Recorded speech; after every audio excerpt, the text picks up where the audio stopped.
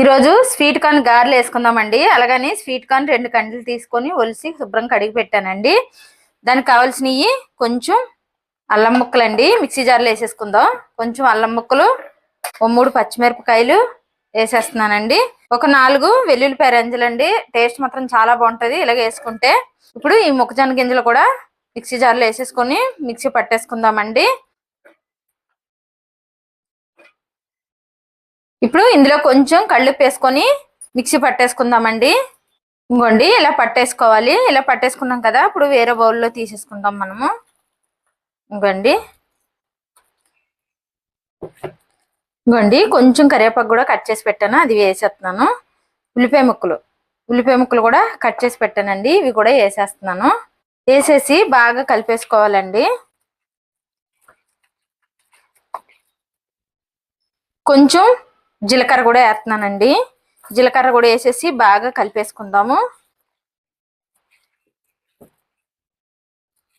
ఇంకోండి కలిపేసుకున్నాం కదా, ఇది పక్కన పెట్టేసుకొని ఇంకా కళాయి పొయ్యి మీద పెట్టి నూనె పెట్టుకుందామండి.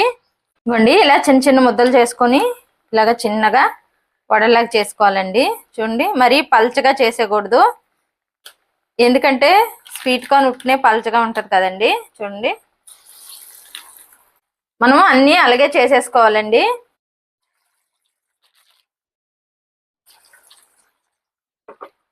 వేసిన తర్వాత ఒక 2 నిమిషాల పాటు కదపకూడదండి, ఎందుకంటే స్వీట్ కార్న్ కాబట్టి ఉట్టినే ఇడిపోతుంది. 2 నిమిషాలు అయ్యాక మనం అటు నుంచి ఇటు టర్న్ చేసుకోవాలి.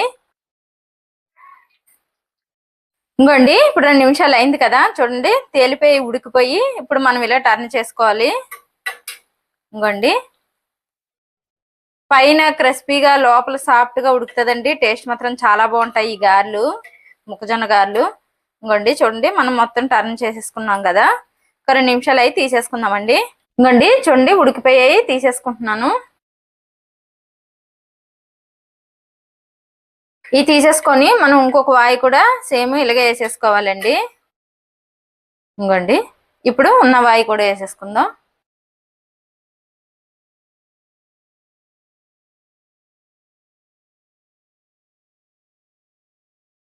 ఇంకోండి ఇవి కూడా తీసేసుకుంటున్నాను. చూడండి ఈ కలర్ వస్తే మాత్రం సూపర్ గా ఉంటాయి, టేస్ట్ మాత్రం అదిరిపోద్ది. ఇలా చేసుకుంటే మాత్రం చూడండి అయిపోయినాయి. ఇంకోండి స్వీట్ కార్న్ గారెలు మొత్తం అయిపోయినాయి వేయడము. ఇలా చేసుకుంటే టేస్ట్ మాత్రం అదిరిపోద్దండి. పిల్లల కాడి నుంచి పెద్దవాళ్ళు కూడా చాలా ఇష్టంగా తింటారు. డైజెషన్ కూడా తొందరగా అయిపోద్ది కాబట్టి లైక్ చేయండి, షేర్ చేయండి, కామెంట్ చేయండి, సబ్స్క్రైబ్ చేయండి. కాకపోతే ఒకసారి ట్రై చేయండి ఎలా ఉంటది అనేది. టేస్ట్ అయితే మాత్రం అదిరిపోద్ది.